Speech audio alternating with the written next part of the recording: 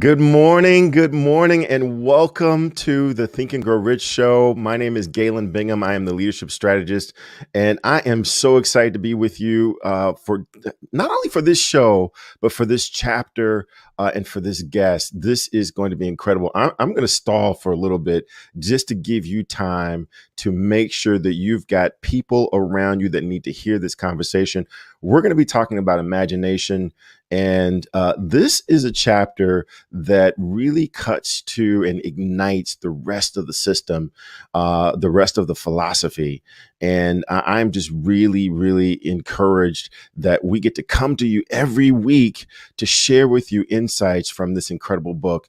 As you may know, we talk about the book Think and Grow Rich by Napoleon Hill, written in 1937. And each week we bring in a guest to share how they have activated this philosophy and how they leverage this not only in their business, but also in their life. And today's show is going to be one of the absolute best. Our guest today is going to be Mr. Jeffrey Hayzlett. And Jeffrey Hayzlett is he's done a little bit of everything. He is the chairman of the C-Suite Network. That is the home where all business executives, regardless of your place, if you are in the C-suite aspiring to get to the C-suite, you're probably connected to either his network, his podcast, his books. He is a Hall of Fame speaker, incredible person and executive. So definitely you want to be a part of this show and have your friends be a part of this as well. I could go on, and I typically do. So I've got to bring in my co-host, because if not, this will turn into a Galen Bingham conversation very easily. So that I can stay on the good list and instead of slipping to the naughty list, I'm going to bring in Dr. Peter James. Dr. Peter James, come on in. Save me from this being my one-on-one show. What are your thoughts? This is not the Galen Bingham show. So it's good morning there, Galen. Good to see you. Good morning, everyone. I'm so excited to be here as we dive into Think and Grow Rich with a phenomenal guest this week. Let me start this conversation off with this statement from the book, this sentence. The only limitation is that which one sets up in one's own mind. Say that again. The only limitation is that which one sets up in one's own mind. So again, I got to ask you, we've done this before. What is the block? Where are you telling yourself you can only go so far with? Because that's your limitation. And why not go even further? What's getting in the way? So that's the type of stuff we're talking about today with imagination there, Galen. We've already got people chiming in on YouTube TV, on Facebook Live. Galen, this is going to be rich. My name is Dr. Peter A. James, and let's rock and roll. All right. Yeah, this is going to be a great show for sure. And like you said, Dr. Peter, imagination is incredibly important. One of my favorite parts of this chapter is where Napoleon Hill says that man's only limitation within reason lies in his development and use of imagination. And at best, man only has discovered that he has an imagination, not necessarily how to use it fully. So this conversation and our guest in particular is really going to help us shed light on how he uses his imagination to do some of the amazing things that he's done. Speaking of amazing people that have done some amazing things, I've got to bring in my other co-host, Ms. Ann McNeil. Our fearless leader, the only person I think of that can get me up at this early of a morning on a Saturday morning. Come on into the conversation and share your thoughts about imagination. Absolutely, Galen. First, let me share my thoughts about our guests and the power of imagination. And I think that today, our guest, first of all, I'm sorry, my name, yes, is Ann McNeil, and I am the master builder, helping to build stronger and better lives and businesses using this mastermind philosophy and this concept. And our guest today, I believe, is an excellent example of the principle of imagination. And one of my aha moments from reading the book in this particular chapter, and I just like to take a moment and share Napoleon Hill's words, he said that everything starts with an idea. And when you mix your idea with the power of imagination, wonderful, wonderful, wonderful things can happen. But in this chapter toward the end, he shares a story about the power of radio.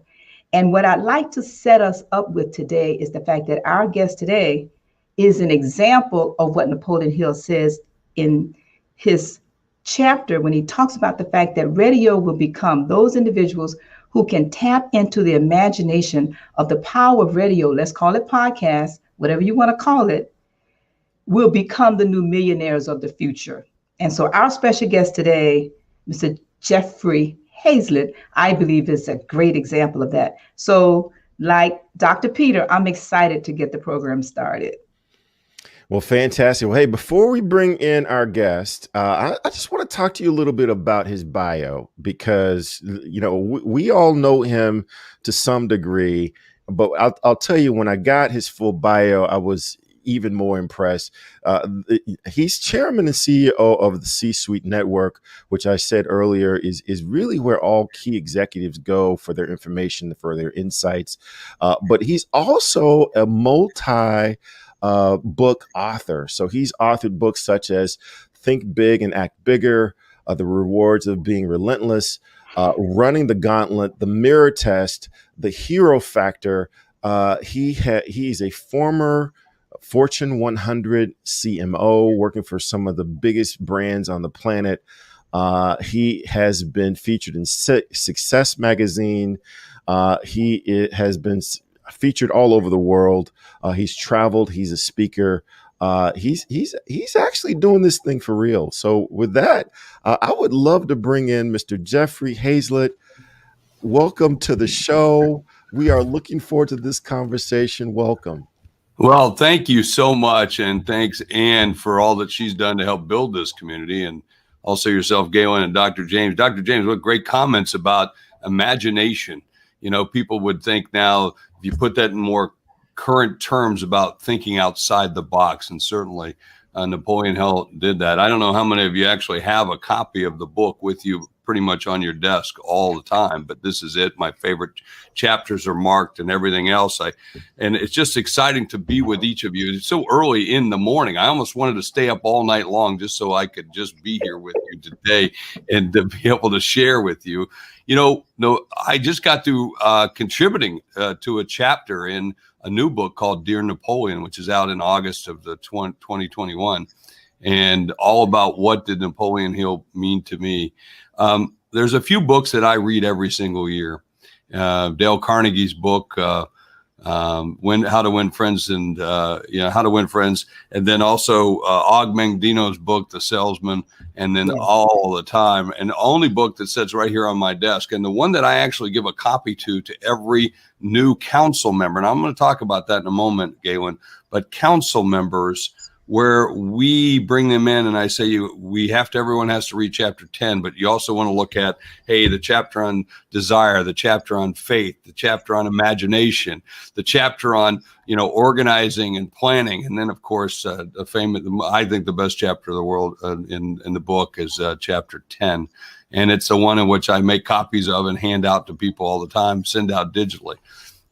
Again, when you mentioned the C-Suite Network, and we started with the concept in mind about creating a very large trusted organization where people could use their content, their products, their services in order to grow their business, grow their knowledge, grow their reach, their influence, and of course, grow their businesses, because that's what it's about. The C-Suite Network, we are nothing but a large collection of masterminds. And we don't always refer to them as masterminds because in business, people don't always understand that. And we're doing our best to educate them, but we call them councils or peer-to-peer councils. And for us, it's all about, that relevancy. It's all about increasing our reach. And it's about, of course, reciprocity. What can I do for you? And then you do for me. And the biggest thing that we do at the C-Suite Network is we bring people together in order to give. because the more you give, the more you get. And every single day we have our mastermind sessions or our council sessions. I had one yesterday with our Thought Council, which is the most elite group of thought leaders in the world who get together and we help each other, again, grow our knowledge, grow our reach, our relevancy, and certainly our lives, because that's what it's about. And we work on, and I'm going to look at the mastermind from the philosophy of how do you use it, and how do you use it for greater reach of yourself in positioning, because that's what I do. Listen, Galen, you mentioned in my bio some of the things I do, but I bought and sold over 250 businesses in my career, over $25 billion in transaction. My last business, one of my colleagues likes to say, my budget for marketing was $17 billion. So, in a company that was doing about $185 billion. I sit on 14 corporate boards today. 4 of those are publicly traded companies. And I'm in 5 business Hall of Fames. And you mentioned the Speaking Hall of Fame, the Sales and Marketing Hall of Fame, the Direct Marketing Hall of Fame, the Business Hall of Fame, and the Printing Hall of Fame. I'm an old printer. So we focus on how to take people through what I call the thought monetization model. And that is to be able to say, okay, I've got this great IP. I got this great idea. I've got a book. I've got a blog. I've got a speech. I've got all these things. But how do I scale that? How do I move that to something else? And so we spend a great deal of time in that, because a mastermind is a widely created process for us to be able to, again, think and grow rich, to be able to use the power of our imagination, the power of our mind, and the power of our collective, the people around us, in order to grow rich. And grow rich doesn't just about mean money in your pocket. It also means what's up here and what's right here, because that's our IP. Our IP that each of us have is in our head and the things that we come up with, but it's also those things that are in our heart. And I think that's important for us to keep in mind. So it's not just about making money in terms of growing rich that way, but growing rich in our lives, because we position or reposition in the C-Suite network a way to reposition the mastermind as a peer-to-peer network to create strategic advantage for business and for professional growth. And so we focus both on the individual.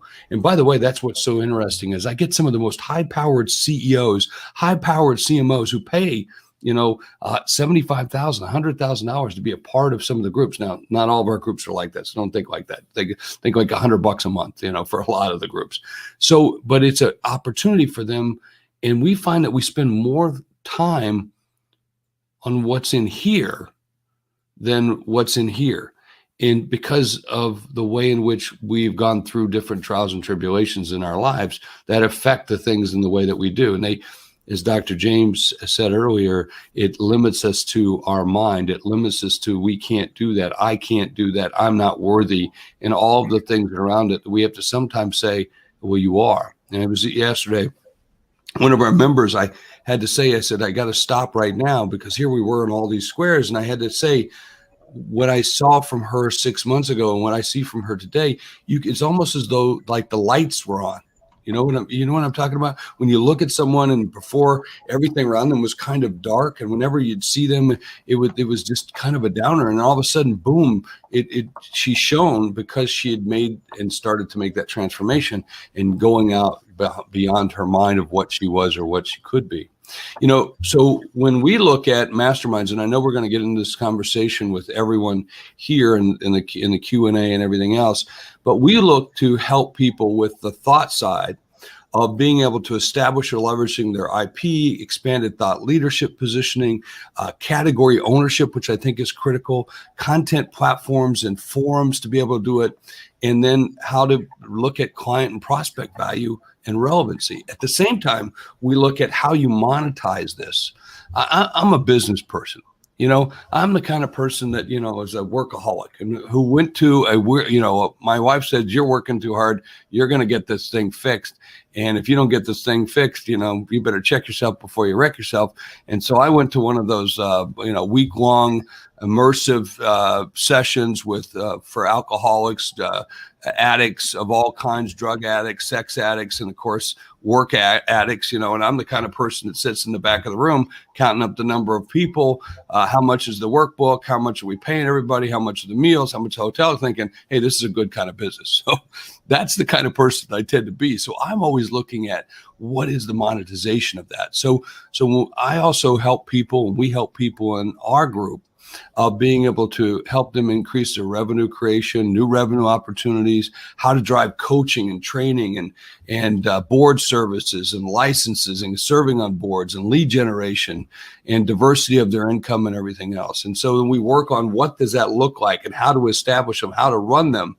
So not only am I a believer in what they can do, but how they can do it. And so I can't wait to talk to more of you about that and my experiences with masterminds. And I am so excited, to be here with Ann, especially because this is, I think, the first time we've ever shared the stage, so to speak. And I'm a huge believer and follower of her. In fact, when I said, I'm going to go out and create this mastermind group, I went out and bought her book. Now, I can't even show you her book because I've torn out the pages so much to write notes on it and attach more notes. There it is right there. It's a beautiful thing. And I've got the work. If you're going to get the book, you better get the workbook too, because I'm telling you, I swear, I'm one of those people where I get the pages and I tear them out and then I write all over them and then I staple more pages so I can keep going. I kind of create my own book. And so, Ann, I got to get another one. I'm going to have to go buy it. All right, I'll do that. Thanks, Galen. Hey, yeah. So you've jumped. And by the way, I have to apologize. When you guys put me on like this, it's like putting a quarter in. You put the quarter in and you get to go for the full ride here. That's usually what. Even if it's the butt crack of the morning, which it is for me. Okay, I'm not a morning. My staff knows. What do you mean you got Jeff on a morning program? They don't even talk to me in the morning. Okay, so thank you. Yes, so you've jumped in. I mean, that's exactly what we're wanting to get into. And I've got a question for you that I would just love your insight on, because knowing a little bit about your background and that both of us have kind of come from a corporate foundation, and then we moved into what we're doing now. One of the things that I'm taken by in this text is when Napoleon Hill talks about the different kinds of imagination. He talks about synthetic imagination and creative imagination. And I'm going to tell you that a lot of my professional career, I've used synthetic imagination, where you borrow from what's been created. You package, part of this with the part of that, and you mix it in the goulash and it comes out something different. And then I've also had some experiences with creative imagination where I don't know where that idea came from, but oh my God, let's put some legs underneath it. I would just love to hear from you, your experience with both kinds of imagination, both synthetic imagination, which sounds like you got access to a lot of folks that can help you with that, as well as that creative imagination where God just opens up the heavens and gives you this idea, and it just makes a whole lot of sense. Well, I'm one of those creative ones for myself, but let me tell you what, I love synthetic. What do I mean by that? It's called OPM, other people's money and other people's experiences. And I love the ability to be able to take all of that and that collective and be able to add to it. But what most people find in the synthetic side is that they're always limited because they've only seen what they've seen rather than see the other things. And it's important for us to go through our lives to understand that we don't know what we don't know. Most C-suite executives think that their job is to be the most or the smartest person in the room. That's not their job. Their job is to be the most strategic person in the room. So when we start to understand what our problem that we're solving, or what is it we're supposed to do and how is it we're supposed to do it, rather than play the role, then we can start to use the power of that collective. We can start to use that synthetic leadership of being able to say, well, have you thought of this? And are you aware of what you're not aware of? Or then you also want to have those great minds around them that just do. They have those ideas, and we all know who they are, because you go like, where the hell did that come from? Right? So that which is fantastic. Ann mentioned earlier the power of radio. Well, that was the technology, the burgeoning technology at the time. And of course, you got to remember the electricity was just starting to move itself across the United States during that same time period. And that was the time in which people would come together to listen to the radio. Remember, you'd see those old timey pictures of people who would gather in the family and they'd turn that radio and they'd listen to the Saturday radio show or whatever it might be, or the president's address in the morning on Saturday mornings or whatever. Now, today, that is now podcasting. We realized that using content is the new way to express ourselves and get our scale out there to other people. And whether that be through television, which we do as well, we have C-Suite TV, whether it be through a book like our book club, or whether it be through podcasts. Today, we have over 400 podcasts out there. Well, I didn't come up with podcasting, but I saw that people were doing it, and I saw the power of being able to get inside of people's ears, because that's a very auditory thing, and it's easier to do that than, say, for this video medium where you need extra equipment, you need extra things, you might need a studio, you can't always do it. Not everybody looks good on television, and that's just the way it works. And so, but we can be great at what we say and how we say it. And so podcast is going to explore. There's over 2 million podcasts today. We're not even close to what we will see. It will be multitudes of that as we go, but it allows each one of us to become an expert and each one of us to share a message and create that community, which is really important. Fantastic. Well, like I said, man, you're speaking my language. And if I'm not careful, we can make this a one-on-one conversation easy. But I got to bring in. Ann won't let you do that. Ann won't let you do that. I know her. There's no way. That's not going to happen. I've got to bring in Dr. Peter, and Dr. Peter, come on into the conversation. And I'd love for you to share the fact that this sits inside of an entire philosophy. I mean, we're talking about imagination, and we've got the perfect guest for that. But this sits inside of an entire philosophy. Talk a little bit about that philosophy, and then join the conversation as well. Yeah, it's such great, rich conversations. Thank you so much, Jeffrey, for even leading off into the entire book, all the chapters, all the principles that we hold near and dear to ourselves. I'd be remiss if I did not mention all the people who are jumping in on our chat. I see Johnny Lloyd on Facebook Live. Tashana, we see you. Laverne, thank you so much for joining us this morning. Please make sure you share your questions or your comments as needed. We see you on these platforms for sure. But back to the book.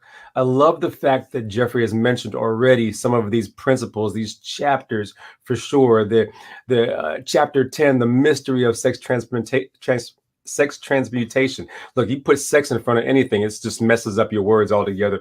But then he also dove into the power of the mastermind. And it sounds like he's really taken hold of that chapter and just run with it overall. Excited to hear more about that. And I'm dying to ask some questions around that. But as we go back to this entire framework, this Think and Grow Rich, that many people get deterred because they hear the word rich in the title. But what about the think and grow side of it that Jeffrey even mentioned that works on your head and your heart?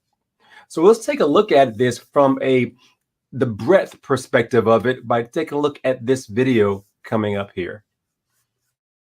Number 1 is desire. Napoleon Hill said that everything starts with a burning desire, a compelling reason for doing what it is we do. Step 2 is faith, having belief in our ability to attain that which we desire. Step 3 is what we call autosuggestion. Autosuggestion simply means being very intentional about the things that we are pouring into our thoughts, into our brains, and into our consciousness. Our brains, our minds will receive everything automatically, but we have to work extra hard to make sure that the positive things are what we are feeding ourselves, because those positive thoughts are going to turn into positive actions. Step number 4 is specialized knowledge. No one person knows everything, even about whatever their particular area of expertise might be. And the value of the mastermind principle is using the specialized knowledge of other people. Step number 5 is imagination, the workshop of the mind. Everything starts with our imagination and our thoughts, the burning desire to transform those thoughts into our reality. In order to do that, we have to take a look at step 6, which is organized planning. That is how we crystallize our desire into action, organizing ourselves. Having the thought and not acting on the thought isn't going to get us anywhere. We have the thought, we go through the organized planning to transform that thought into action. Step number 7 is decision. What Napoleon Hill said is the mastery of procrastination. Napoleon Hill said that the antidote to procrastination is simply to make a decision and then move on that decision. Step 8 is persistence. We have to have a sustained effort which is induced by our faith in order to achieve our goals. One of Napoleon Hill's books I love, even the title, 3 Feet from Gold. Those people who became rich during the gold rush in the wild, wild west days didn't do that because they were necessarily smarter or had better information than anyone else. It's because they stayed just a little bit longer. Sometimes people left when they were just literally 3 feet from gold. So hanging in there, being persistent, is step number 8. Step number 9, the power of the mastermind, the driving force. None of us can accomplish anything on our own. Everybody, I don't care who you are, from the most prominent person to the person who might be considered the lowest on the totem pole, everybody has someone who helped them get to where they are. And the power of the mastermind is being able to use those influences around us, use the thoughts, use the knowledge, use the exploration of other people to help us in achieving our goal. Step number 10, the mystery of sex transmutation. This title can be a little confusing, but essentially what the mystery of sex transmutation means is that we oftentimes in our society think of sex as being purely physical.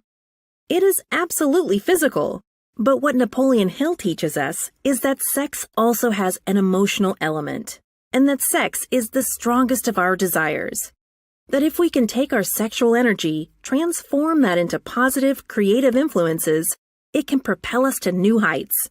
And so we spend quite a bit of time talking about the mystery of step 10, which is sex transmutation.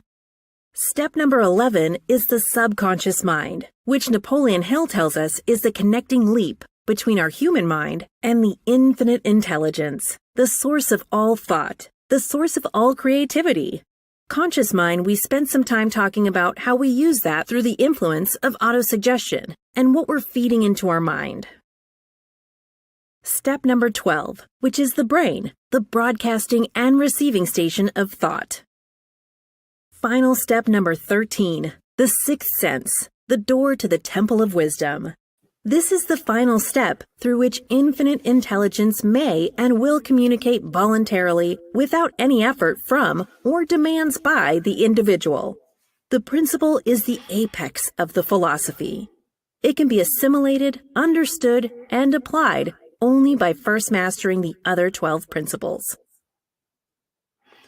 Good stuff. The entire text in about 3 minutes right there, which is kind of awesome. And all these principles are so rich for all of us. Jeffrey, I want to bring you back into the conversation. I got tons of questions for you. Forget about Galen. He's not even part of this anymore. It's me and you, big guy. In chapter 5, Imagination, of course, Napoleon Hill starts out by saying, it has been said that anything can be created, which a human being can imagine. So I want to take you back a few years, to when it was before all of this, before your primetime shows, before the podcast. Were you able to dream all of this up? And what did that process look like from the dream to the execution, even to now where you are? Take us into that a little bit, if you could. You know, a lot of people like to ask you all the time, what was your big goal? What was your plan for all this? Let me be very clear. I'm flying this plane as I'm building it, Nice. Yeah. And I'm building it as I'm flying it. It's probably not going to change much. Did I have some thought around, hey, let's go do this? Here's the basic value and what I would like to see happen in terms of, coming together and building a community of C-suite leaders. In fact, let me just tell everybody right now, the night before I named it the C-suite network, it was called the CEO network, until we all talked about, look, Jeff, you've got this great show on Bloomberg television. That's the #1 business show out there. And it's all around the C-suite. Why are we limiting ourselves just to one officer when we could go after every officer, every VP, GM, founder, everyone that's inside the company. And I went, wow, what a great idea. So we went online right there on the spot and we registered C-Suite Network rather than CEO Network. Go figure. And then we told the art department, you know, our art agency, and said, can you take out the word CEO and replace it with C-Suite? Yeah, that's what we did. We changed the press release, boom, we're off. With no more thought than that. Now, because what you have to, I think, getting back to what you originally said, Dr. James, around don't let your mind limit you, right? But we were doing that. And then by opening it up, it gave us greater possibilities. So I'm constantly driven by the values of what we're trying to create, the vision of what we're trying to create. Now that vision changes, meaning we came together and what we had is a vision 6-7 years ago compared to the vision that we have today. And as I told you earlier, it's about bringing together a trusted community, you know, and that we serve them by helping them grow through their content, their products, their services, to be able to focus in on that growth around their revenue, their relevancy, their reach, their knowledge, and of course, their lives, because you have to impact everyone's lives. But that is driven by our value of what we're trying to do, and that's bring great people together of a certain type. Quite frankly, let's be clear, we only want people who are VPs or higher. Now, why? Because that's the folks that are executives inside of a company. So we want serious business people. We found out that when we put people together and we bring those trusted executives together, great things happen. But, you know, I don't think anyone, if it comes together with, oh, we're going to do it this way, we're going to do it this way, we're going to do it. I think you have a general idea of where you're going to go, but you don't know, you can't. It'd drive you crazy if you had to plan out every single aspect. But think about like taking a trip across the country. You're going to go on vacation. You just want to go. You just want to go to Miami. You don't always. And then you have an idea. Maybe I like to stay in this hotel. Well, maybe this hotel. And then I'd like to go to dinner over here, or this kind of food, or this kind of food. But if you tried to plan out every single aspect of what you want to do, you'll limit you'll limit yourself in what gets accomplished, and it will drive you freaking nuts on top of it. Love that. I love that last part there, and then I'll slowly bring back Galen in because I know he wants to ask more questions too. But I love how you said planning is good, but leaving room for growth. And I think sometimes we overthink things, we overplan things too much, and maybe we're confining ourselves to a certain extent. So thank you so much for even bringing that even to my mind for that matter as well. Let me add with this, but it's okay to make mistakes through these processes. Yeah. You're going to fail. You know, people ask me all the time in almost every interview, Jeff, what's your biggest failure? I say, I don't know. I haven't done it yet, which means I got a bigger one out there. Listen, nice. By and large, most of the things that we're doing in our lives, 99% of the things that we do, if you make a mistake, no one's going to die, right? No one's going to die. So, you know, and by the way, in sharing that and being transparent about it with people who you trust, and that's what the real power of a mastermind is about. It doesn't hurt you. It helps you. And I think that's important for all of us to be able to think that we're going to go through this process. You're going to do these things. You're going to be vulnerable. I have given a great example yesterday of our thought council, or I could go our CMO council, or I could go any of our councils where we have some very high profile, very big executives, some of the best in the business in the world. And we're about to put them in a hot seat. And their hands are moist. They're sweating. They're worried. And these are the people who are the top of their field. I mean, they're the best of the best of the best. And they're scared about getting in a hot seat because we all are vulnerable. We all have to open up. But once you go through that, it's like you come out on the other side. When you watch them when they go in, it's like, oh my gosh, I've got to tell these secrets. I got to tell the truth. I got to let people do. And they have to prepare for it, by the way, as well. And then, but when they're done with it, it's like, I always ask the question at the end of the hot seats, are you satisfied? And the reason I ask people that is I want to make sure that they got what they wanted to get, because if they come back later and said, I didn't, then I said, whoa. So are you satisfied? And almost everyone starts crying, or everyone starts giving this elation. And we're talking about very high profile business people because of the things that they got, the gives that they got, because now they got this collective give of like 20, 30 people or maybe more. And they're all giving and giving and giving. And by the way, they're not giving advice, they're giving counsel. And what's the difference between advice and counsel? Counsel is from people who've been there before. Advice is from people who haven't been there. And so what we ask people to do is give counsel. By giving counsel, that's from people who say, here's what happened to me. This is what worked for me. This is the experience I had, as opposed to, hey, you should do this. You must do this. And we refrain from that. And we, of course, frame all of our mastermind conversations around that counsel. I'll tell you one of the things I'd love to hear you lean into, and then I'll bring in Ms. Ann. But I'm really passionate about this quote from Miles Davis, where he says, "In order to be an effective jazz musician, you have to learn everything you can, and then forget everything you've learned, and just show up." And you have really seemed to master this confidence to lean into your intuition. And I know that that's tapping into some other principles within Think and Grow Rich, but I'm really picking up on this confidence that you have to lean into these crazy ideas, these inspired ideas, and go with it. Where does that come from, and how do you leverage that?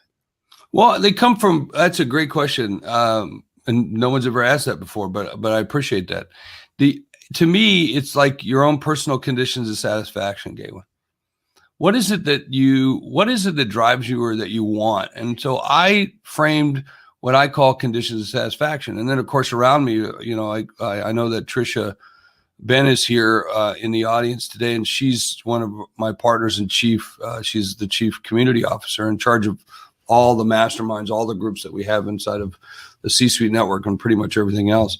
And I talk about with her mutual conditions of satisfaction. So I not only do I have conditions of satisfaction for myself, but I want to have mutual conditions of satisfaction with the others that I work with or around, so that we can kind of understand, and I know what the game rules are. But it's really around those conditions of satisfaction. I have three simple ones. I have one, I want to build wealth for me and my family. Listen, I grew up in a very poor environment, didn't have a lot of money, didn't have a lot of things, couldn't go on vacations. We had to watch our pennies. My mom used to make chili and she'd add rice to it so it'd stretch it, things like that. And I remember those things. And so I want to make sure that I have the money to do the things that I want to do. And I want my family to come into the future having the more abilities to do the things than I had to. The second thing is I want to do things that are interesting, that I learn from, and that I can, get to a higher plane on in terms of whatever it is. Whether it's like, how do they put lead in a pencil, or, whatever, it doesn't make a difference. I want to learn things. I'm very intuitive that way. And then the third is to have fun. And so those are the three guiding principles that do that. But inside of that, I've just found, Galen, that if I trust that's inside of me, I'm going to be real. I'm going to be what many people are called, oh, you're so genuine. And with that, I'm also very transparent, because, a lot of people say, hey, fake it till you make it, especially when you see people who are thought leaders, authors and speakers and coaches and celebrities that are in the entertainment field. You fake it till you make it. Well, that's just absolute bullshit. It's hard enough being yourself. Why would you want to be somebody else? And so there's that piece of it. So even if I fall flat on my face, and let's be very clear, I do that all the time. I make mistakes all the time. I yell at people when I shouldn't yell at people. I jump to conclusions to my wife. Where did you put my stuff? Whatever it might be. And I usually am always embarrassed by that. But okay, you got to own that, right? And that's okay to wear that. And so I think it's just important that the more that you're yourself, well, then everybody knows where you're coming from. They know what to expect, right? And then you're more predictable in that manner. But yeah, that's just me. That's how I live my life. It's a lot easier. I'll tell you, at this moment, I officially became a Jeffrey Hayzlett fan. So this is the moment we can mark that on the calendar. Thank you. I'll tell you another person that I've become really fond of over the past several years, and I can see why you two have hit it off, is Ms. Ann McNeil. Ann, come on in, because we can take over this conversation easily. Can? Look out, stand back. Listen, I said before the program started that this was going to be one of the best programs, largely because Jeffrey is, again, I'll keep saying this, an excellent example of creative imagination, especially the synthetic, where he's able to take one thing that already exists, combine it with something else that already exists, and create a new product. My question, though, for you, Jeffrey, is what was your first introduction to this book? Because we have a lot of people listening. We're going to continue to share this show, and hopefully you will continue to share the show also. But I think people really want to hear, what was your first experience? Because a lot of people, as we all know, millions all around the world have read this book. For me, when I read it, December 31st, 1979, at 9 p.m., I made a decision. I was tired of being broken, hopeless. And so I just wrote that down, and I will always repeat that. People say, why do you keep saying that? Because I want to remember, and I want to remind all of us, find a date. It doesn't have to be this book, but a date that changes your life when you are introduced to your other self. So when was that period of time for you or situation for you when you were introduced to this book for the very first time? I was 15 years old. It was 1975. My dad was in the military. He was a senior master sergeant, United States Air Force, 48th Bomber Wing. Spent 3 tours in Nam. So he was gone for years at a time. And up until I was 15, right before I entered high school, we lived in a different city every single year, a different Air Force base. And my parents had just gotten a divorce. I didn't get along with my stepfather. My mother remarried, didn't get along with him at all. Couldn't stand him, for lots of different reasons. And my dad moved back to the state of South Dakota. And I always liked it when we were stationed in South Dakota because it's a beautiful state and they had eagles, and I went hunting and fishing and all those things. And I went back to live with my father, who at that time decided, well, I've been paying your mother $63 a month for child support. Here's your check every month. From now on, you're on your own. And then I found somebody, and my dad got involved with this as well, who started selling Amway. Remember Amway? I was in Amway. Amway, LOC, baby. Yes. LOC makes the white whiter, the stripier, the blue is bluer, right? Yes. And I started selling Amway door to door. That's what I did for a job. And I used to go to all the places where they would bring you together and talk to you, and somebody handed me that book. And then handed me Skip Ross's book. And then handed me Dale Carnegie's book. And then handed me Og Mandino's book. And I was a proficient and just a vivacious reader. And I read anything that got my hands on it. And then I started listening to the records. Yes. Back then, records. Remember that? And the CD and the cassette tape. Norman Vincent Peale. Yes.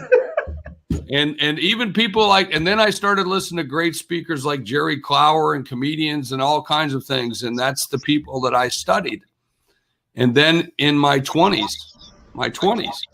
I went to my very first National Speakers Association meeting, I think at 24 or 25, and joined and became a member. And I used to sit there with Skip Ross, with Zig Ziglar and Bill Brooks, Jeannie Robinson. Those were the people I was sitting next to at 25 and 26 and 27 years old and learning. And so I learned from the greatest and learned and many of the people that, those books that I was reading, I got to meet in my early years, and was just lucky. God blessed me in some way that said that this was the opportunity. But I read those books back then and then knew something was there. And so part of it was driven by the need to eat. Yes. Right. Yes. Because I don't know about you, $63 even back in 1975 wasn't a lot of money. Most people don't even know that story. That's one of the few first times I've ever told that story.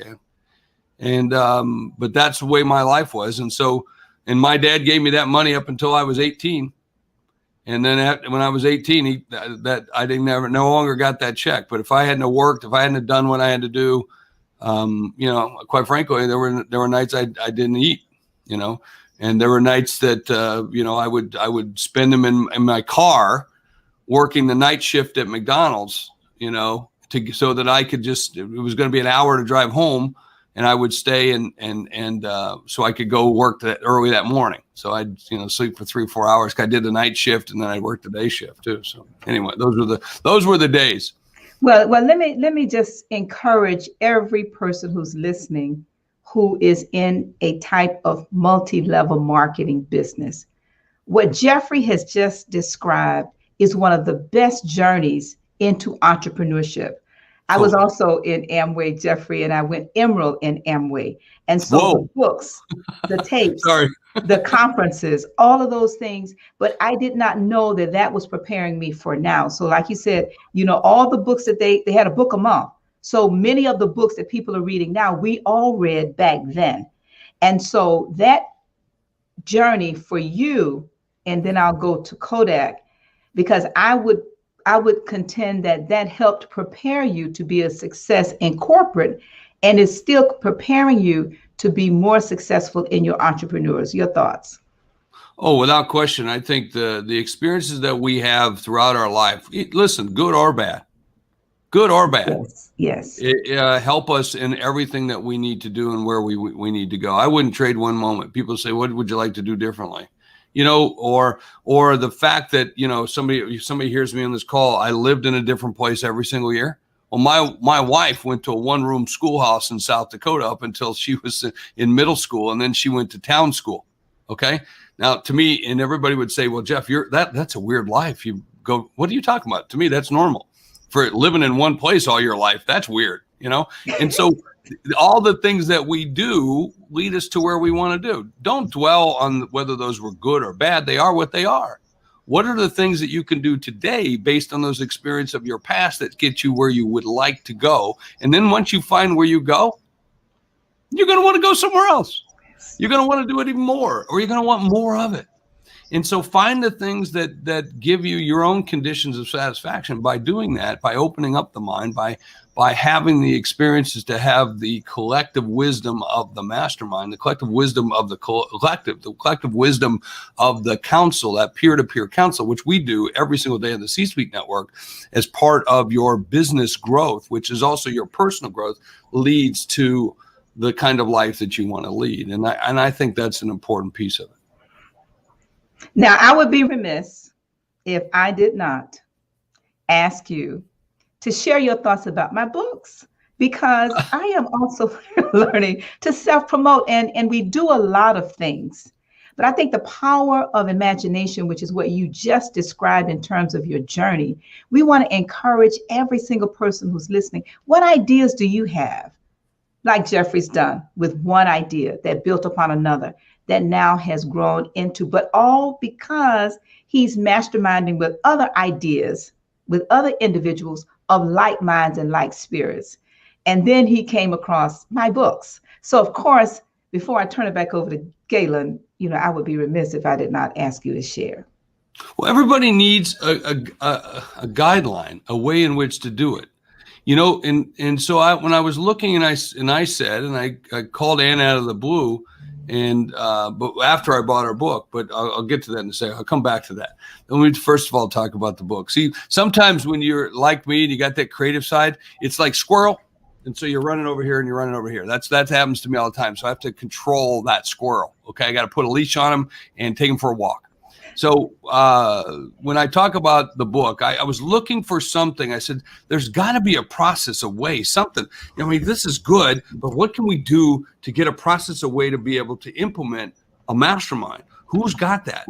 And then I found Ann's book. And so what a wonderful way to be able to give us some easy steps on how to then implement. And of course, the work that she's done with the Mastermind, International Mastermind Association, in terms of bringing people together to help them get the power of the collective of the things that they can do for themselves.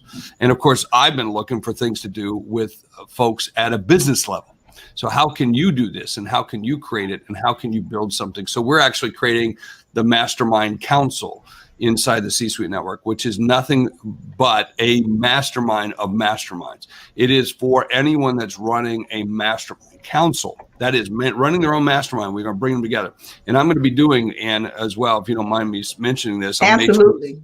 May 27th, I am actually going to be putting together a webinar on how to run a mastermind, how to do it, how to run your own yourself. And so I'd love to have anyone that would love to come. We don't charge anything. Please come, share. That's what it's all about. And if we can find ways to do business together, fantastic. If we can't, it's going to be a high-powered, really high-powered kind of look at, hey, here's a mastermind. Here's how you look at it. Here's how you look at thought and everything else. And so anyway, I was just so excited by that. And then to be able to get with Ann, I actually called Ann afterwards and said, tell me what you're doing with the association. Tell me how you're doing this. Tell me. And then I found out that she's doing these Saturday mornings. Tell me more about that. Because again, it gave me the ability to go learn more about what others were doing and how they were doing it. And then of course, well, look at this. Here I am months later and I get invited to this wonderful Saturday morning. Awesome. We want to, thank you for that. Galen, back to you. Yeah, so this has been an incredible conversation already. Miss Ann, I would love for you to come back on and just talk just a little bit about this annual conference that we have. Absolutely. Yes. I was sharing with Jeffrey, and we're going to be collaborating on some things, because what we're building, which is intentionally congruent with what C-Suite is doing. Let me say that again, so everybody who's listening understand the strategic partnerships. And Nito Cobain calls it intentional intelligence. What we're doing is we're building a place for groups to be held accountable.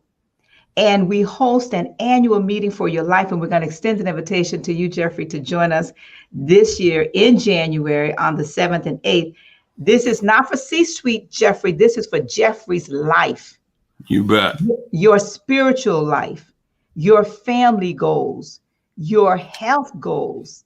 You know, that exam that men don't like to take, make sure anyway, your educational goals, your personal development goals, your businesses, the goals for those, your recreational, your civic, your creativity, and all of the different goals that each of us are expected to set, but in every area of your life. For 6 months, 1 year, 5 years, 10 years, 20 years. And right now I'm in my 40th year on the plan I wrote 40 years ago, 30 years ago, 20 years ago, and we review that and we update it every single year at this event.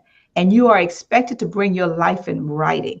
We have children all ages who are also masterminding with us every single Sunday for 30 minutes. Yes, children, all ages. Yes. As soon as they can read, from 4 all the way up to 21. Yes.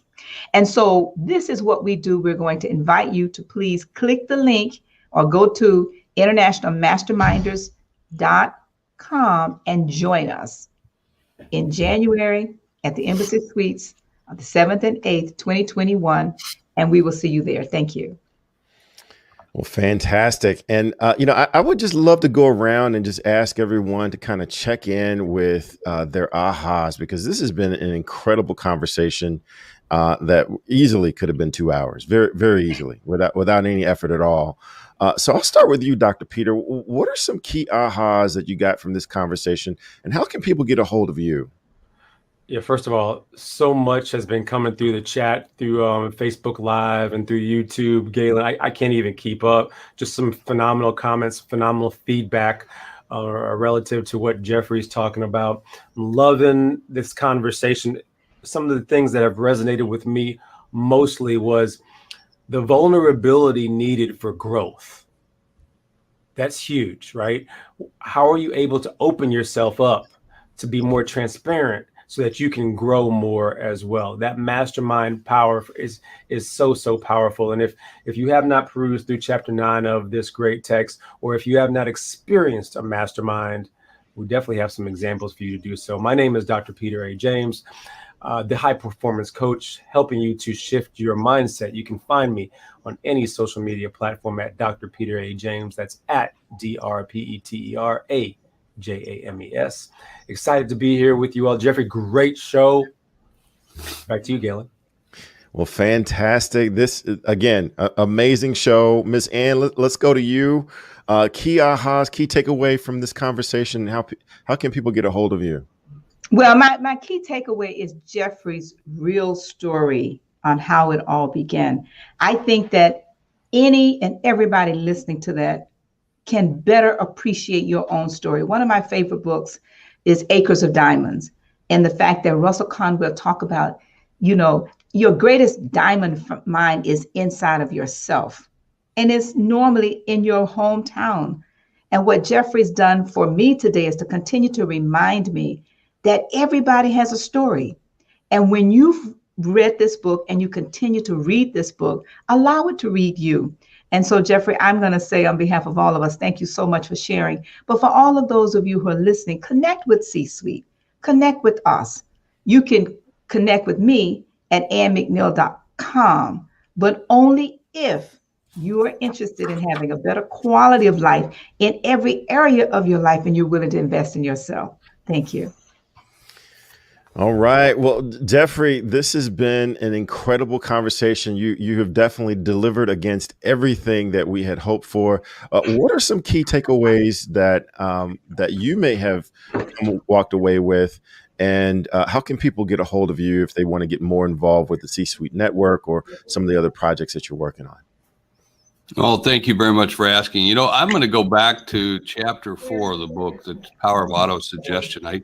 We sometimes forget about reflection, and I hadn't spent a lot of time doing reflection in terms of what impacts me. I don't think about those things, don't get involved much. I'm kind of more of a forward thinking kind of person, but when I take the time to reflect about the things that happen in my life and the way they shape me, and the fact that, quite frankly, we can all choose in our life. We all have things in our lives that could make us think that we should be a victim rather than empower ourselves in what we want to do. And so luckily enough, I never had time to think about that.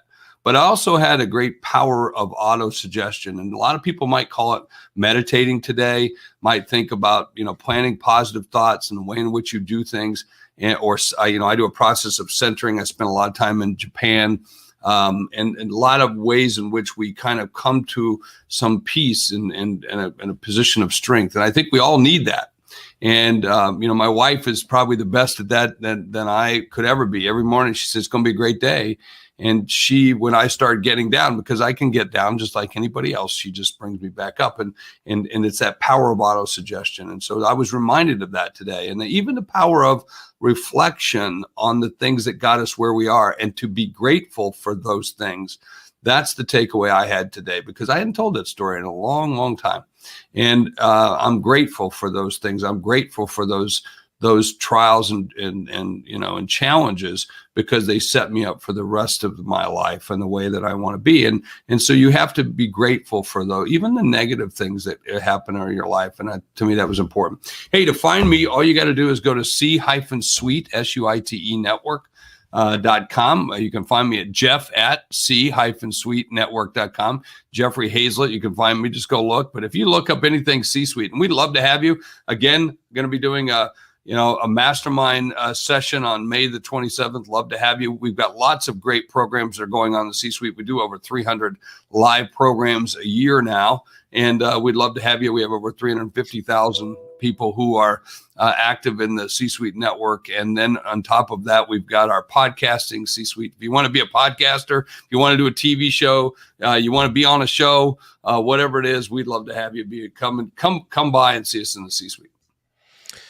Well, fantastic. Well, again, we do this every week, but this has been one of the best and most informative shows that I can recall. I assign that back to our guests. I hope you guys have gotten a lot from this. I would love to do a couple of things. Number one, I'd love to share with you some an insight, a takeaway that I was reminded of from this conversation. And that is actually something taken from my very own book that's endorsed by the C-Suite Network Book Club. So definitely get connected. But the insight is that all leaders will be tested. those who pass the test have a very clear sense of their values before they take the test. And I think Jeffrey has definitely demonstrated that. You see how he has leveraged in his imagination to grow from those three principles that he has always held dear and held important to his life. So that's the power of this information. That's the power of this book. My name is Galen Bingham. I'm the leadership strategist, and you can get a hold of me by going to www.killglobalcoaching.com. That's how you can get a hold of me. One of the things that I would really love everyone to connect with is I've got a brand new podcast that we're having a whole lot of fun with, called Whiskey, Jazz, and Leadership. That's real talk that you can't find anywhere else. We have new episodes every Tuesday, and we talk to people like Jeffrey Hayzlett that talk about what it really takes to be successful in life and in business, and would love to have you join. But this has been a great conversation. Jeffrey, you have really brought to life what this book is about, what this philosophy is about. And next week, we're going to have another amazing guest. So I hope that you will join us at 8 a.m. Eastern Standard Time every Saturday. We're going to be talking to Jana Dutton again on imagination. This is an incredibly important, incredibly igniting chapter. And so we're going to stay with it and have this conversation with Jana as we continue to go through all of the principles of Think and Grow Rich. So with that, I want to bid you a good evening, a good afternoon. I think we're not even into the morning yet, until next time, this is Galen Bingham, the leadership strategist, hoping that you will think and grow rich. Until next time, take care.